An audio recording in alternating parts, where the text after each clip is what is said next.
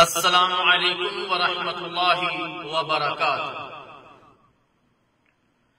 جب ہاتھ پاؤں انسان کے خلاف گواہی دیں گے، اللہ تعالی جل شانہ کا فرمان ہے، اعوذ باللہ من الشیطان الرجیم، بسم اللہ الرحمن الرحیم، اليوم نختم على افواہہم وتکلمنا ایدیہم وَتَشْهَدُ أَرْجُلُهُمْ بِمَا كَانُوا يَكْسِبُونَ۔ آج قیامت کے دن ہم ان کے منہوں پر مہر لگا دیں گے اور ان کے ہاتھ ہم سے باتیں کریں گے اور ان کے پاؤں گواہی دیں گے کہ یہ دنیا میں کیا کمائی کیا کرتے تھے۔ سورہ یاسین۔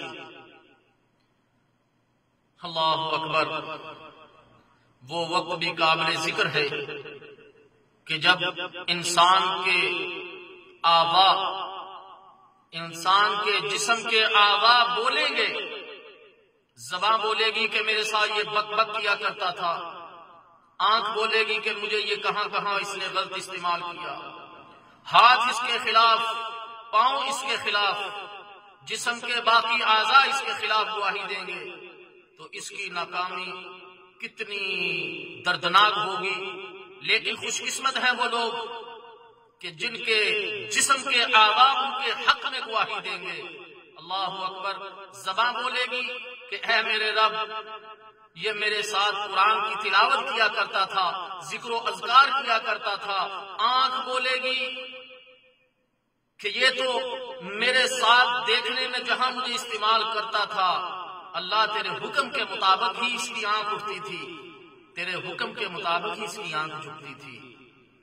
اسی طرح باقی جسم کے اعضاء بھی اس کے حق میں گواہی دیں گے کہ اے اللہ، کان کہے گا کہ اے اللہ، یہ تو قرآن کی تلاوت سنا کرتا تھا، یہ تو دینی مجالس میں بیٹھ کر قال قال رسول اللہ صلی اللہ علیہ وسلم کی صدائیں سنا کرتا تھا۔ اللہ اکبر۔ اللہ تعالی ہمیں توفیق عطا فرمائے کہ ہمارے جسم کے اعضاء ہمارے حق میں گواہی دینے والے بن جائیں، نہ کہ ہمارے خلاف۔ ان جسم کے اعضاء نے جس کے حق میں گواہی دے دی، انشاءاللہ وہ کامیاب ہو جائے گا، اور جس کے خلاف گواہی دے دی وہ ناکام ہو جائے گا۔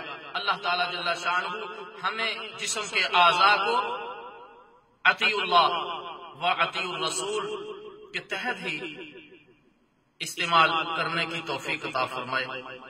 والسلام علیکم ورحمۃ اللہ وبرکاتہ۔